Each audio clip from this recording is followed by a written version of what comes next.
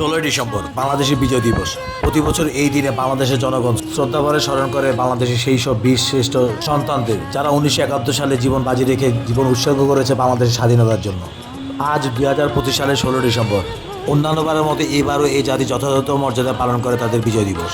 রাত 12টার পরে জাতীয় স্মৃতিসৌধে পুষ্পস্তবক অর্পণের মধ্য দিয়ে শুরু হয় এই দিবস পালনের কর্মসূচি। শহরের গুরুত্বপূর্ণ ভবনগুলোতে আলোকসজ্জা করা হয়। সমস্ত দেশ জুড়ে একটি উৎসব ভাব বিরাজ করে। মানুষজন ঘর থেকে বাইরে বেরিয়ে আসে শহরের সৌন্দর্য উপভোগ করার জন্য এবং বিজয় দিবসের আনন্দ ভাগাভাগি করে নেওয়ার জন্য। এক সাগর রক্তের বিনিময়ে বাংলার স্বাধীনতা আনলে যারা, আমরা তোমাদের ভুলব না, আমরা তোমাদের ভুলব না।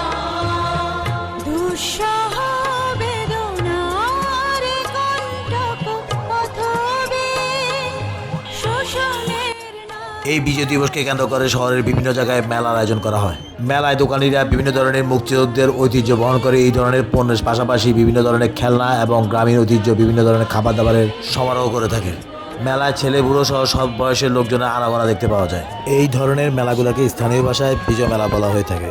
শহরের বাইরের বিজয় মেলাগুলো একটু ব্যতিক্রমী হয়ে থাকে। সেখানে গ্রামীণ খাবার দাবার আধিক্য দেখা যায় এবং গ্রামীণ কালচারগুলো ফুটে ওঠে। কিছু কিছু বিজয় মেলা, যাত্রাপালা এবং বিভিন্ন ধরনের গানের আসরের আয়োজন দেখতে পাওয়া যায় এবং শিশু কিশোরদের বিনোদনের জন্য বিভিন্ন ধরনের রাইডের ব্যবস্থা থাকে। দুঃসহ বেদনার কণ্টক পথবে শোষণের নাগ পাশ ছিলে যারা, আমরা তোমাদের ভুলব না, আমরা তোমাদের ভুলব না। এক সাগর রক্তের বিনিময়ে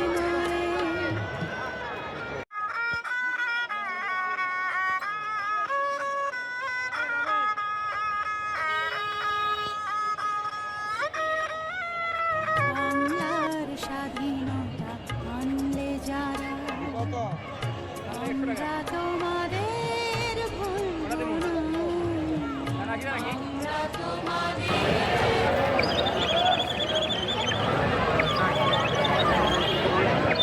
এক সাগর রক্তের বিনিময়ে বাংলার স্বাধীনতা আনলে যারা, আমরা তোমাদের ভুলব না, আমরা তোমাদের।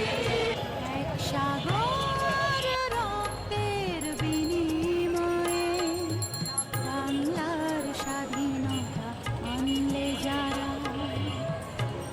আসলে এই দেশের মানুষের মাঝে বিজয় দিবস নিয়ে যে এত উচ্ছ্বাস উদ্দীপনা, তা ভাষায় প্রকাশ করা যায় না, তা শুধু অন্তর দিয়ে উপলব্ধি করতে হয়।